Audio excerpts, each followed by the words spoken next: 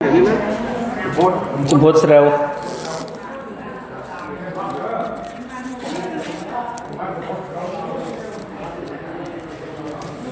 กันสุดท้ายลำมหาชาติกันฉลองนะโมตัสสะนะโมตัสสะทะสัพพะโลกเกสัพพสัตตานังหิตายะสุขายะเวสสันตระชาติกังโรหินิยาติเรยาติคนังอมตรสังปเยสิติสาธโวดูราสัพปุริสาทั้งหลายสัตวะอันวาสัพพันยุตยานเจ้าแห่งเฮาอันตัดสัพพันยูเป็นพระแล้วได้6 วรรษาอนุตตโลอันว่ามีบุคละผู้ประเสริฐล้ำเลิศกว่าได้ด้วยคุณสัพพโลกเกในโลกทั้งมวลสัพพันยูอันหูยังโลกทั้งมวลบลอเทเสนโตอันจักเทศนาเวทสันดรชาตกังยังธรรมคือเวทสันดรชาดกหิตัสสัทธายะเพื่อให้เป็นประโยชน์สัพพันสัตตานังแก่สรรพสัตว์ทั้งหลายทั้งมวลโลหินิยาตะเลเทพหลิงโลหินีญาติกะนังยังหมู่แห่งญาติพี่น้องปะเยสีก็ได้ดูดกินอมตะสังยังลดแห่งนิพพานมีโสดาสกิทาข้าเป็นเข้าตะท่าในกาละย่ำนั้นบะสติสหัสสคณาสวะปริบุโตอันอรหันตาเจ้า20,000 ตนแวดล้อมแล้วปุตชิงสุกะทุนถามพระวันตังยังสัพพัญญูเจ้าวาพันเตผู้ข่าววายสัพพัญญูเจ้าอิโตปัฏฐายะตั้งเหกเตมีมือหนาเยชนะอันว่าคนทั้งหลายฝูงใดมีใจอยากได้ปรารถนา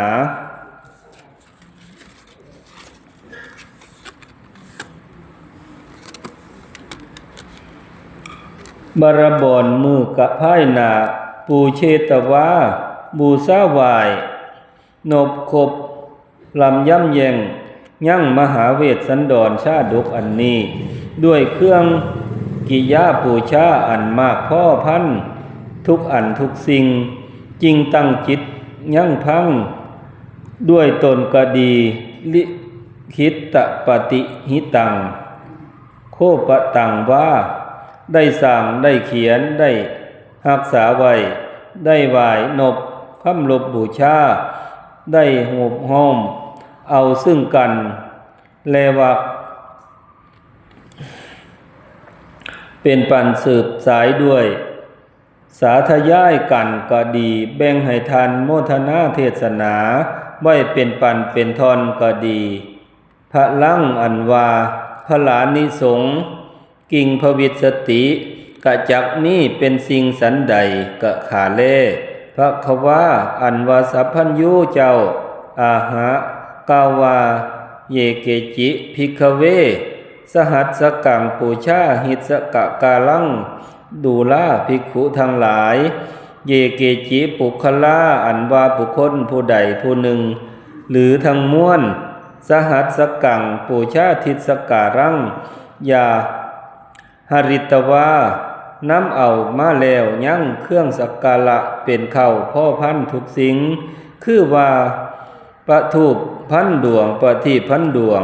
และดอกไม้ทุกสิ่งพ่อพันเข้าก็ให้ได้พันก่อน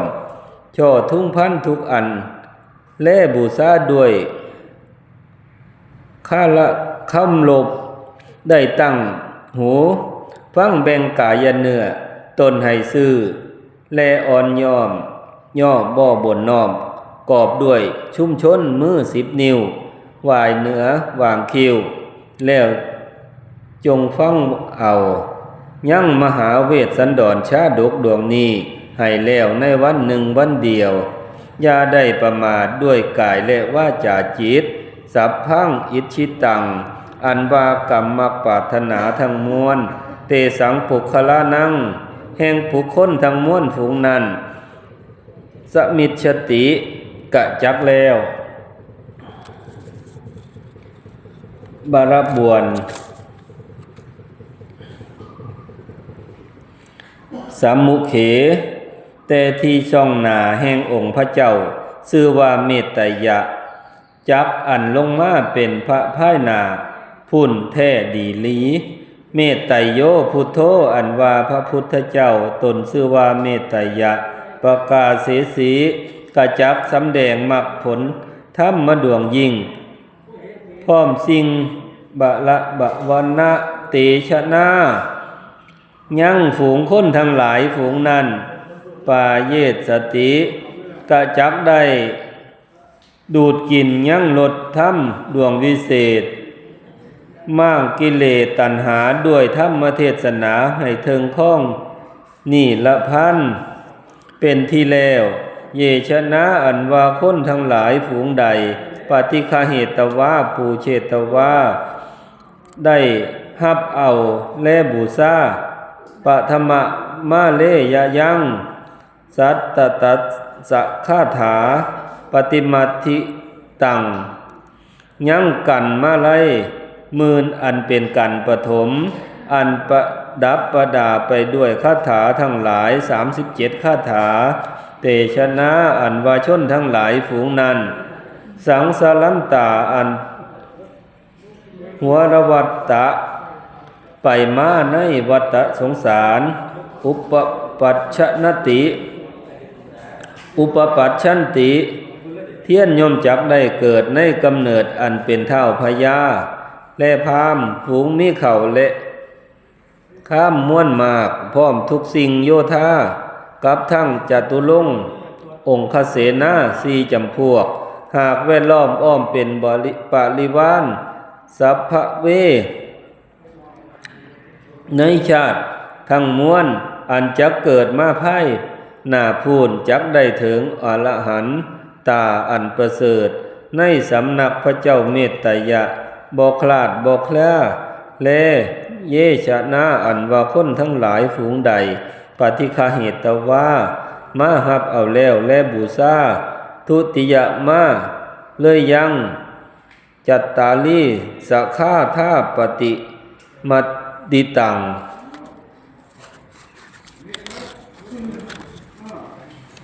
สมิตชันติจักบรบทเตสังแก่บุคคลทั้งหลายฝูงนั้นยาทิสิกังตามใจมักสุรพังวัตถุงอันเป็นวัตถุข้าวของอันดีสตับ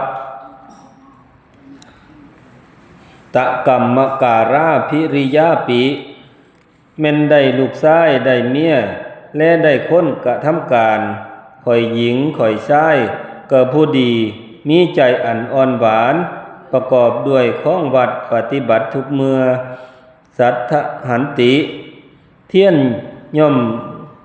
เสื่อถ้อยคำกระทำกิจจะอันบอกสัพพะโภคาอันว่าข่าวของบริโภคแก้วแหวนเงินคำอุทิเยวะย่อมเจริญบุตรมั่งมูลมีมากจุตาต้นว่าตายจากศาสตร์เมืองคนนิพพัตติงสุกะลวดได้เอาตนเมื่อเกิดบนชนเลิศฟ้าเลิศตาวติงสาอนุภวิตวาได้เสวยสมบัติสุขในเมืองฟ้าภายหน้าพ้นโอรุหันติกะชักได้ลงมาพร้อมพระเจ้าอริยเมตไตยะแลเยชนะอันว่าคนทั้งหลายฝูงใดปฏิฆาเหตว่าอภิสักกะโลนติกะได้หับเอาแล้วบูชาหิมวันเนจตุติสาธิกัสสะคาถาปฏิมันทิเตยังกันหิมพานอันประกอบด้วยคาถาทั้งหลาย134คาถาเตชะนะอันว่าคนทั้งหลายฝูงนั้นวสันตาอยู่ในประเทศที่ใดสุรคิตาอันว่าเทวดาอินพรหมนาคขุดหากรักษานิพพยาหาโรคภัยบ่ได้ ละพันตาปีแม่นได้ลูกเมียวัตถุเข้าของกะเบิงใจทุกสิ่งมีสร้างมามีงัวควายคนกระทำการหลายเหลือแหล่มหาเตซา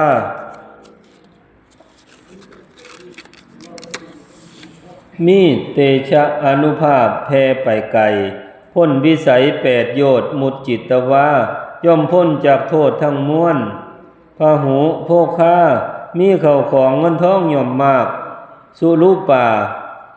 มีรูปงามหาสุทธีที่เสียงบ่ได้ด้วยวรรณสีโฉมแจ่มย่อมเมื่อแย้มปากกระแหกงดงามสุวัตติงลิงค่าทาลงกะบวนะสมะกะเพศพร้อมลักษณะวิเศษจำเลื่อนสีมหาคณิก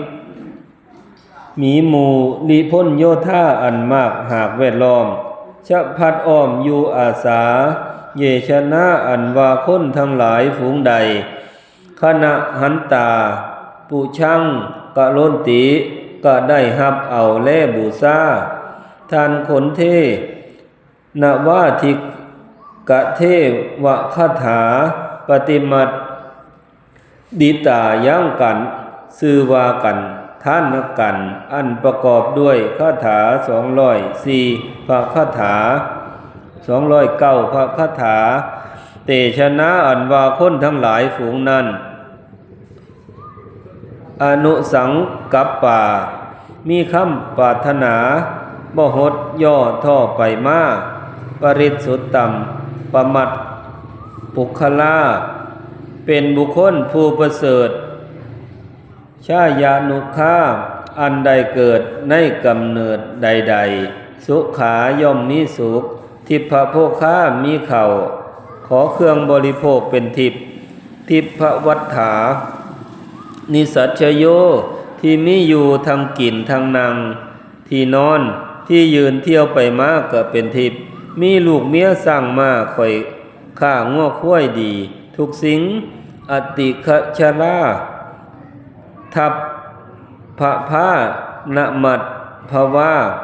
กะบ่หอนเกิดเป็นตัวกล้าสอนยากได้จักเถือคัดฉันตาปิอันไปในที่อันใดปูชิตวาอันคนแล่เทวดาหากบูชาทุกเมื่อสมิทธายอมมังมีเป็นดีทุกศาสตร์วิรุทโธมีท่าทางองค์อาจจุตาคันตวาตายคันว่าตายจากศาสตร์เมืองพ้นนิพพัตติงสุก็สวดได้เอาตนเมื่อเกิดในสันฟ้าเลิศเมืองพรหมอนุพิตวาได้เสวยสมบัติที่เป็นอันมากทุกชาติสิ่งหน้านาคนิคสันติกะจักได้ลงมาพร้อมพระเจ้าอริยเมตไตยะพลเลเยชนะอันว่าคนทั้งหลายฝูงใดหายะอภิปูเช่นติก็ได้รับเอาแล้วบูชาสัตตะปันนาสวนะปะเวสเนยังกันชื่อว่าวะปนะเวทอันประดับไปด้วยคาถา57พระคาถาแล้วแลบูชาด้วยแผดผ้าขาวตอกดอกไม้ธูปประทีปเทียนเป็นข้าวเตชะนาอันว่าคนทั้งหลายฝูงนั้นเทวดาเทวสุตตะมาได้เกิดมาเป็นเทพยาเป็นประเสริฐกว่าเทพพยดาทั้งหลายมนุษย์สุตตะมาได้เกิดเป็นคนก็ประเสริฐกว่าคนทั้งหลายแลติฆะปัญญามีปัญญาอันกล้าคมเสียบแหลม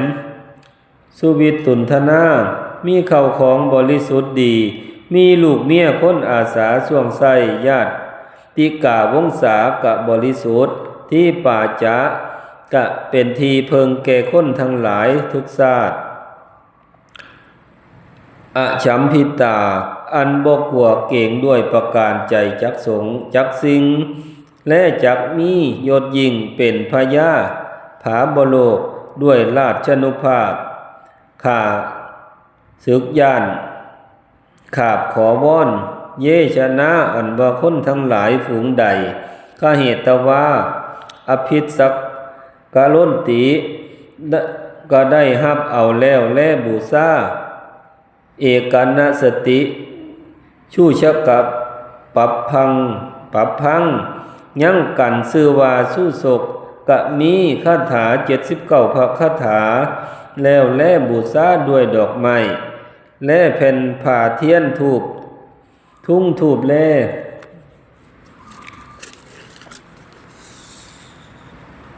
ถูบแล่ใช้เลี้ยนกันไก่แถมช่อเข่าพันก่อนบูชาเตชะนะอันว่าคนทั้งหลายฝูงนั้นสังสรันตาอันเที่ยวไปมาหลายศาสตร์เทียนยมได้เกิดในตระกูลมั่งมีมากมายหลายด้วยข่อยข่าหญิงชายงัวควายและสร้างมาแหนแห่บิดามารดามีพ่อแม่หลานเหลนให้ข่าวนำไว้ในเยียนสุทารามีเมียตนอันประกอบชอบให้เพิ่งใจสุเคหังมีเฮือนดีทุกแห่งนิทุกขาหาคำทุกบ่ได้ภายหน้าจักได้เป็นพระเจ้าเมตไตยะเยชนะอันว่าคนทั้งหลายฝูงใดปฏิฆาเหตว่าอภิปูเชติได้ห้ามเอาแล้วแลบูชายังเวทสันดรตละปันชื่อว่าจุลพลปัญจทัสสะคาถาวิจิตตังอันพิจิตไปด้วยคาถา35พระคาถาเตชะนะอันว่านอละหญิงชายทั้งหลายฝูงนั้นสุขชาฮิรัญชิตาเกิดมามีคำยินดีชุ่มชื่นด้วยญาติมื่นขุนนางปริปุณณะโภคาเข้าของเครื่องบริโภคหาบเต็มไปในเยี่ยนหลวงไหลลังสร้างมาขังในถุนงัวควายมูนในคอกอารามาปะหุสาลิตามีหัวสวนของปลูกพืชชลูกหมากของกินในมีอุทยิทานแพร่กว้างกับทั้งสะพังวังโบกขระนี้และท่ออาบน้ำดอกไม้มากทุกสิ่งอาภรณ์คือว่ามีบนบกแล่ในน้ำสุกาพรัมเพ่งเต็มสุทธาลาปุตตกานัตตามีลูกเมียผัวดีทวนนากับทั้งคอยขามหมู่ลูกหลานสุวจาย่อมเป็นดีทุกสิ่งตะโตปะลัง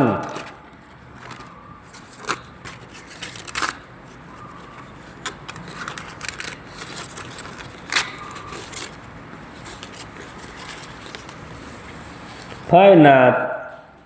เตนั้นก็ได้เห็นหน้าพระเจ้าองค์ชื่อว่าเมตไตยะพ้นแลเยชนะอันว่าคนทั้งปวงฝูงใดขั้นหันติอภิปูเชนติก็ได้รับเอาแล้วแลบูชาอสีติวุตถาคาถามหาเวนะมหาวันเนยั่งกันมหาพ้นอันตนกูพระหักกดด้วยบทคาถา80ตาลาเป็นวรรคและบูชาด้วยขันธมาลาเทียนธูปแผ่นผ้าและทุ่งใช้เข่าลำเนา80ก้อนเตชะนาอันว่าคนทั้งหลายฝูงนั้นชายันตาอันได้เกิดเอากำเนิดสุเขตตรามาที่สังยุตตาเป็นอันประกอบด้วยเขตบ้านเมืองหัวสวนแล่ไหหน้าอันดีสำลิทะทุกแห่งกล้วยอ้อยแต่งเป็นถันสับพันของปลูกย่อมมีลูกหมากคุ้นเหลือหลายสมุทรสสมปันนาและพืชชะทั้งหลายผูงนั้นอันประกอบด้วยรสอันแซ่บอันหวานพระท่านติ มิกะมีในสวนอุทยานแห่งคนทั้งหลายฝูงนั้นทุกอันสุขิตาย่อมมีสุขพระหูอันนะปานานิย่อมมีเข่าน้ำแล่หมากผู้อันมากพระหูอัสสาระถาโคนะมหิงสามีงัวคุ้ยสร้างมาราชรถก็มากพระหูโพค่าที่สัมปัตตาเป็นอันเต็มไปด้วยข้าวของเงินทองเครื่องหยองเป็นข้าวจะริตว่าขั้นว่าตายจากเมืองคนเราจัดได้เอาตนเมื่อเกิดในสันฟ้าเมืองสวรรค์อาคมิตสันติกะจับได้ลงมาพร้อมพระเจ้าอริยเมตไตยะพูดแลเยชนะอันว่าคนทั้งหลายฝูงใด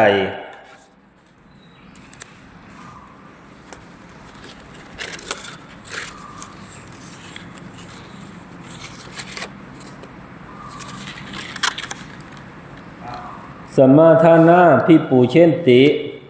กะฮับเอาด้วยกุมาลปุพังสัตตาค่าปริมันทิตังยังเวสสันตระนันกุมารอันกูพระละหงย่านสัพพัญญูดวงวิเศษหากได้เทศนาด้วยคาถาเทิงห้อยแลบซ่าด้วยเครื่องอาภรณ์แผ่นดอกไม้เทียนธูปได้พ่อห้อยน้ำกันเข้าสันเดียวห้อยก้อนทุ่งกระดาษแล่ทุ่งไส้แต่งบูชาไปบนนอบนั่งตั้งโสดหูฟังเตชนะอันว่าคนทั้งหลายฝูงนั้นอุตตมปุริสาเป็นชายผู้ประเสริฐชูกำเนิดวงศาอันเกิดมาหลายชาติสมิชชันติกะจับระงับดับเสยะสัพพปาปังยังบาปและเว้นให้เลี่ยงเสียในสันดานพหุปัญญาเพียรย่อมเป็นผู้มีบุญและเข้าของอันมากหัตถีอัสสาโคนะมหิงสามีงัวควายสร้างมามากยิ่งสัพพโสถีมีความสวัสดีทุกสิ่งเมียแก้วกิ่งเพิงใจอปุตตนะตากุมภการามีลูกหลานคนกระทำการละมอมย่อมตั้งอยู่ในโอวาทคำสอนสุวรรณราชตะครามีเยียนเข่าเปลือกสารเยียนเงินเยียนค่ำอันมากสุขิตาย่อมมีสุขเลยศจุตาขั้นบาคลาดจากชาติอันเป็นคนอุปชนนติก็ได้เป็นตนมิเกิดในชั้นฟ้าเลิศตาวติงสาอาคมิตสันติก็จับได้แลลงมาพังพร้อมพระเจ้าองค์ชื่อว่าอริยเมตไตยะแลเยชนะอันว่าคนทั้งหลายฝูงใดคณะหันตาขันหันตาปัทมาเปก็ได้รับเอานบุติคาถามัธยปพังสมุตสิตังยังเวทสันดรยังเวทสันตละปันมัตสีอันมีคาถา90 ทัศอันกูพระมหาปบุติเทศนาด้วยดีและบูชาด้วยคันธมาลาดอกไม้แผ่นผ้าไว้เป็นทางธงชัยดวงกระดาษเข้า90 ก้อนอาจบูชากระทำสักการะอย่าเสียดล้อมนั่งนอบน้อมหูฟังยั่งละสะธรรมดวงยอดให้มีใจแจ้งจอดทำทานเตชะนะอันว่าคนทั้งหลายทั้งนอและหญิงชายทวนหน้าเกิดมาภายหน้าจากนี้หูปโฉมงามเปรียบดังสาวนางฟ้าทุกคนในกำเนิดคนอันเกิดมาที่ข้าอยู่มีอายุยืนยาวยิ่งทั้งลูกและเมียมั่งมิ่งหมู่วงศาสุรคิตา อันคนแลเทวดาหากรักษาทุกมือพระหูอันนะวัฏฐาลังกาลาย่อมมีเข้าของหมากผู้เครื่องประดับประดาเสื้อผ้ามากนักหนาอเปตพยะอเปตพยาอันปราศจากขาศึกศัตรูโรคภัยเว้นแต่คนผูงหายอโลคาหาพยาธิบ่ได้นิรุปปายาสาหาคำโด่งแค้นแน่นหัวใจบ่ได้สุขลัทธา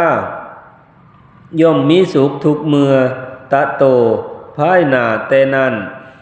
กะจักเห็นหน้าพระอริยเมตไตรอภิสัมพุทธันติกะจักตัดหูมรรคธรรมผลธรรมในที่ซ่องหน้าพระเมตไตรยะบ่ขาดบ่คลาเยชนะอันว่าคนทั้งหลายฝูงใดข้าเหตุตว่าอภิปูเช่นติได้รับเอาแล้วแลบูชาตีนิจัตตาลีสักขถายังสักกะปะพังยังปันสือว่าสักกะบันอันพรรณนาด้วยคาถา43พระคาถาบูชาด้วยแผ่นผ้าข้าวน้ำ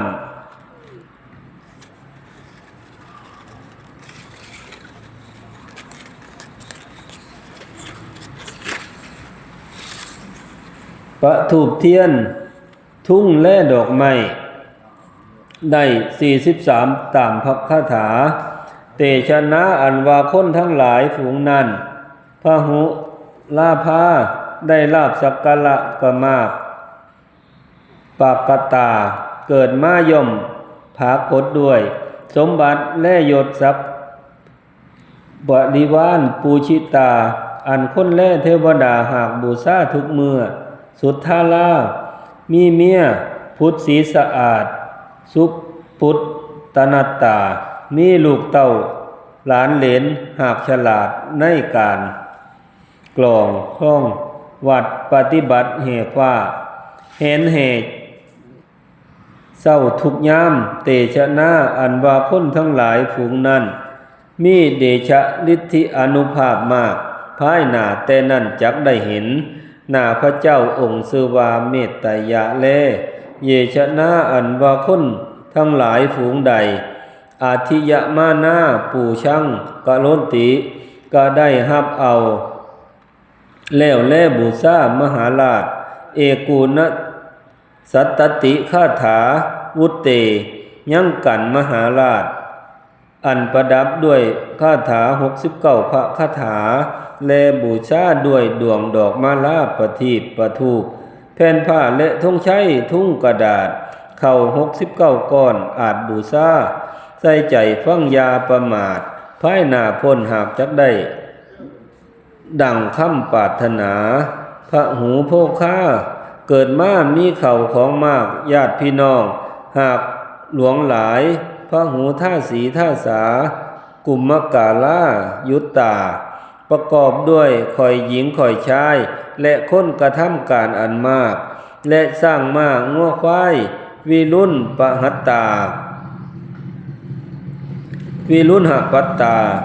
ถึงเชิงอันแผ่นพอกออกหลายทุกชาติและประกอบด้วยจตุรงค์องคเสนา4จำพวกหากแวดล้อมไปปริวารและเสพด้วยดุริยะคนดนตรี5ประการปาปุนิสสันติกะจักได้ถึงอรหันตาตนวิเศษซ่องพระเนตรพระเมตไตรยาเลเตชะนะอันว่าคนฝูงใดกะเหตุตว่าอภิปูเช่นติก็ได้บูชาแล่รับเอาชัตติสัทคาถาเชคัตยะกันดังยังบันซือว่าชะคัตติยะมีคาถา36พระคาถาและบูชาดอกไม้ประทูปประทีปและเทียนเตชะนะอันว่าคนทั้งหลายฝูงนั้น สัพพะผู้ค้าเกิดมาในชาติอันใดก็มีข้าวของเครื่องบริโภคทั้งมวลเป็นอันมากมีเหยียดเงินมีเหยียดค้ำเหยียดเสียเหยียดผ้าของเครื่องประดับประดาสร้างม้าและงัวควายราชรถเก้าอี้จวีกายวัตรย่านะคนกระทำการกะมากมีลูกเมียกะผู้ดีหาคำโศกเศร้าโศกบ่ได้จักยามปหายาติกามีญาติพี่น้องวงศาหลายชื่นชมภายหน้าพุ่นสักได้เห็นหน้าพระเจ้าชื่อว่าเมตตยะเยชนะอันว่าคนทั้งหลายฝูงใดคุณหันตาอภิปูเช่นติก็ได้รับเอาแล้วและบูชานครกันอัทธจัตตาลิสะสักขาถาปฏิมันดิตังยังเวทสันดรชาดกนั่นนครกันฉันพิจิตได้ด้วยคาถา58พระคาถาและบูชาด้วยเขา48พระคาถาและบูชาด้วยเขา48ก้อนเดิมตามดอกไม้งามบนบานแบ่ง48แต่งเป็นดวงแผ่นผ่าทองงามลำเลิศเทียนธูปซ้ำเป็นฉันประทีปขั้นตามแขวนไว้ยกมือไหว้ฟังเอายังทำดวงเล็กแล่บ่แบ่งกายยาเนื้อต้นให้ละอ่อนมีอันบนอบกายใส่ใจฟังรถธรรม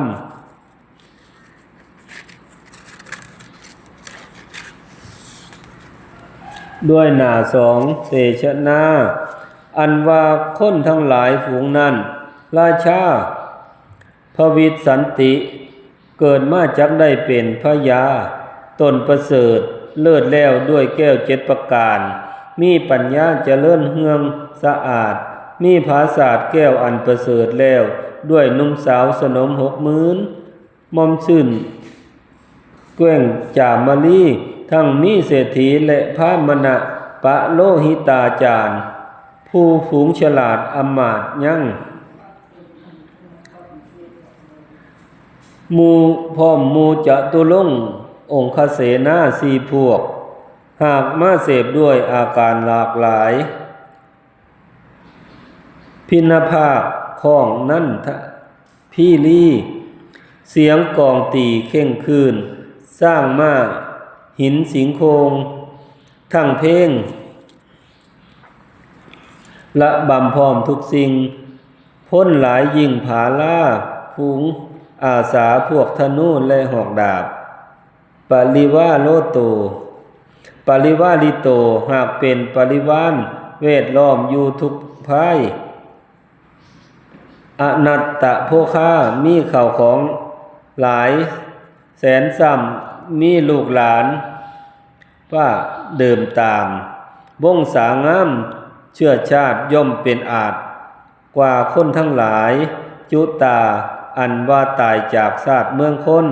ก็ได้เอาตนเมื่อเกิดเมืองฟ้าเลิศดาวติงสาเสวยสุขยิ่งสิ่งสันเดียวด้วยเครื่องทิพย์ทุกสิ่งอาคัมมิตสันติกะจริงได้ลงมาพร้อมพระเจ้าอริยเมตยะอัคค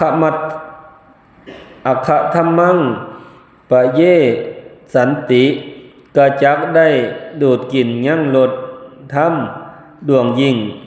มั่งท่วนสิงตันหาตัดสาไล่ค้ำหักในภาวะทั้ง3เสียกันทั้งวงศาถึงอรหันต์ตาตนวิเศษส่องพระเนตรพระเจ้าเมตตยะแท้ดีหลี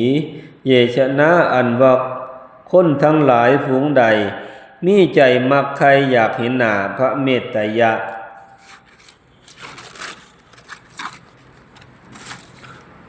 กูเลยยังกะเลยยัง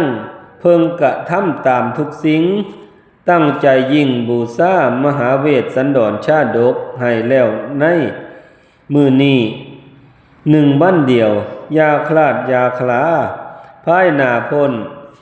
หากจักได้ดังคำปรารถนาแลมหาเวสสันตะละวันนานากิยายันจากกัน